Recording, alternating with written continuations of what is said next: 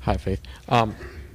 Again, touching on the loss of Molly and moving into Hannah Gilbert as your center, what do you expect to be the difference in terms of those two players?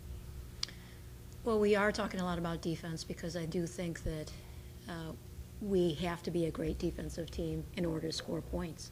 If we can get stops, it puts less pressure on us. Like last year, Molly bailed us out of a ton of things, 55, 56, and right now she's shooting 62% in her professional career overseas. That's almost a gimme every time you throw it into the paint. If any of our post players want to have that kind of shooting percentage, I'm all for it. But, it takes some time. Even Molly, her first and second year, wasn't quite at that stage. So with having a sophomore in the 5 spot for us, it might take her a season to kind of get that kind of confidence to establish herself as a great scorer. So we need great defense to get our stops. We need team defense. I think that generates some instant offense for us. So, we may not have as high a shooting percentage as we did last year as a result of having somebody like Molly, but at the same time we have a number of different weapons on the court. I know Kristen alluded to the twins as a major asset, and they really are. Their ability to offensive rebound and get putbacks and get, I think to the free throw line, knock down the three, they really are, I think if they can stay healthy, going to be 2 of the best players we've ever had in Cal Poly history. Kirsten also alluded to pushing the ball more and wanting to get to the basket. Do you expect that to come out of a quick pace from the front court, from the guards? Well, I think that we've always been kind of a fast break team, and we're like fast break on steroids right now. With Hannah Gilbert and Taryn Garza, both are exceptional speedsters, and as Kristen said, they can beat our point guards down the court. They are really quick. None of our point guards are as quick as Jonay, but they still have some decent speed. So that's saying a lot about the kind of speed that we can put in our front court. Are you confident, though, when the game slows down, maybe in the second half, in those games you got to really grind it out, and that half-court offense has to be really strong? Are you confident that you guys will have a strong half-court offense this year? I think that we're trying to keep things as simple as possible so that we can read defenses. We have a lot of new players on the court, and any coach that's coaching new players, everything goes super fast for them in their mind. And so trying to give them simple reads is probably the best bet to help them become really assertive and confident in their play. So that's what we're hoping to accomplish. I don't feel like we're a great half-court offensive team yet, but hopefully some of the things that we're implementing as far as team defense goes will generate the ability to keep the pace that we want to keep and get easy looks at the bucket within a couple passes. Who do you expect to be the major leaders of this team this year? Well, I think that Ariana Elgato is one of the finest players we've ever had in our program. I would be shocked if she didn't emerge as a leader, not just for our team, but I think here on the West Coast. I think she's one of the premier players on the West Coast. So I definitely feel like she's going to be one. Taryn Garza was Big West Hustle Player of the Year last year for us. At maybe 5'9", they list her at 6 foot, but maybe 5'9", it says a lot to what kind of heart that kid has. I think she's going to lead us in hustle plays. Many times last year she led us in rebounding.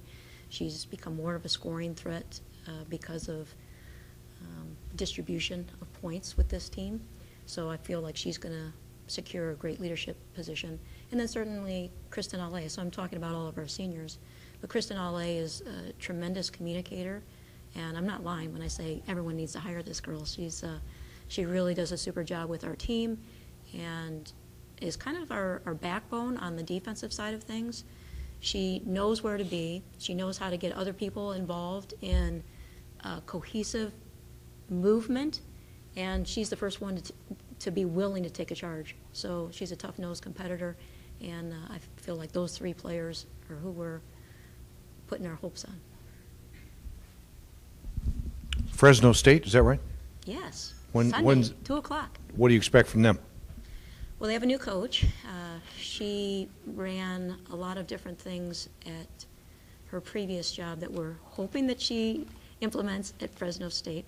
And so we've been studying some tape on her prior team and certainly trying to do our best to narrow our opportunities this week on focusing on just a couple of sets that we anticipate she might run. But I anticipate that they've got strong post presence. They've got a player who's a dynamic scorer for them, and certainly one of the best players in the Mountain West. And we'll have as much attention as we can place on her as possible. And, I think that they're going to be also a quick team. They've scored a ton of points out of their transition. We expect maybe a little bit of zone, but primarily man-to-man. So that's kind of how we're preparing this week for all of our training, is to try to get some sets in that we anticipate them putting out on the court on Sunday, and certainly, hopefully, no surprises for us on what they do configuring their defense. Hey, Coach. So you certainly can have victories on the court and off the court. Last year, we talked about, I said, hey, how would you classify Ariana? Is she a senior or a junior? And you said, I like to call her a junior because I want her to come back. And she came back. I'm wondering if you could talk about the process of what you talked to her decision-making process, when she made the decision, and what that means for the team. Well, she really kept us on pins and needles the whole year, and I thought she'd have an answer by spring. Answer didn't come in spring. I thought we'd have an answer in early part of summer. That didn't happen. She really left it until August, and she had served as an intern with the Los Angeles Sparks, and everyone there told her, are you crazy? You need to go back and play. And I think with everyone echoing the same thing that we all talked about, like, this is an incredible opportunity for you to start a degree program, a master's degree, have that partially paid for, at least. Maybe she's even trying to finish up this year if she can. So she's taken a ton of units and is really adamant about getting her master's degree. So we're all excited about that. And then certainly the ability to play in college. Really, I think she has a chance to play professionally. So why not? Why not get out there and show what you got one more year and see what might happen for her? I think also watching the progress of Molly, and Molly got to play last spring in China. That could easily happen for Ariana. So there's just too many opportunities sitting at the table, I think, for her to pass up. And I was scratching my head for the longest time wondering why she didn't jump at that earlier, but I'm glad she made the decision. I'll ask the same question I just asked before. You lost Janae and Molly, but you have Ariana. Can you talk about the identity of the team, how it's going to be a bit morphed, maybe what is going to change, offensive, defensive side of the ball, what's going to be different about the squad this year? Well, I do think we have added a lot of athleticism to our team. It makes it possible to be implementing a lot of different defensive schemes. We haven't pressed for a number of years, again, primarily to protect Molly and keep our team in the half court.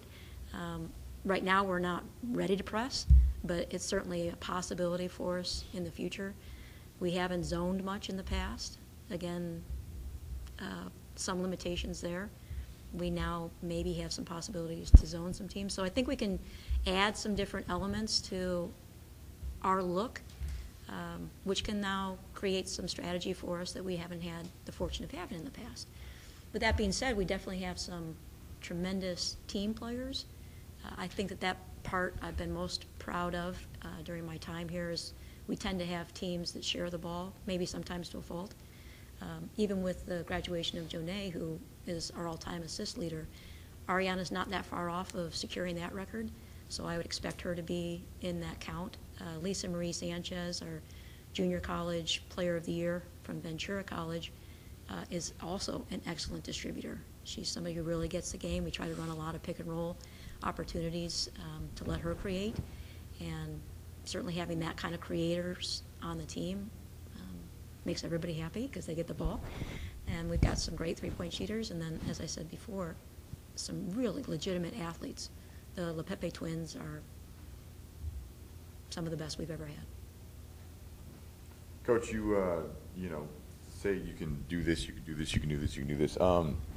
That seems like it's a huge luxury to be able to change the game plan maybe on the fly in a halftime in the next game that quickly, to be able to press, to not press, to maybe go to 3-2, a trap, whatever you guys want to do. Mm-hmm.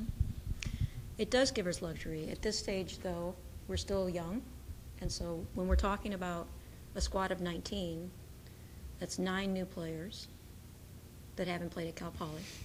And even of our returners, those that have gotten significant time are Bell Bears, Ale, and Garza. So there's 3 players with a ton of time now, Legato, obviously. But there's a whole bunch who don't have significant court time. And so that part is the work in progress for us and keeps every coach up late at night wondering how you're going to develop those players. But I got to tell you, they're the right kind of people. They're Cal Poly people.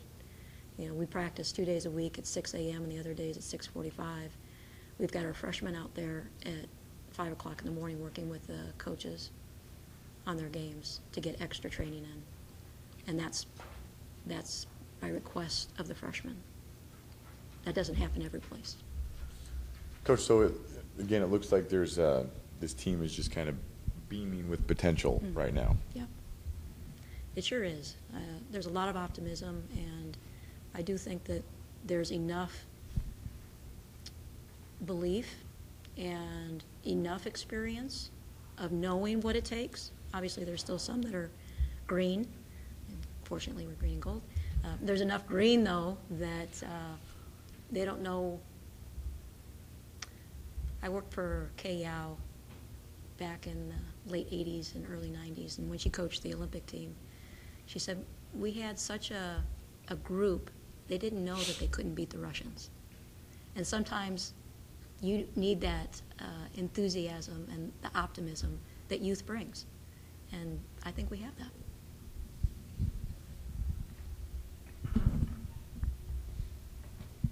So what's the one big question that you hope gets answered here on these first 2 road games? Well, I think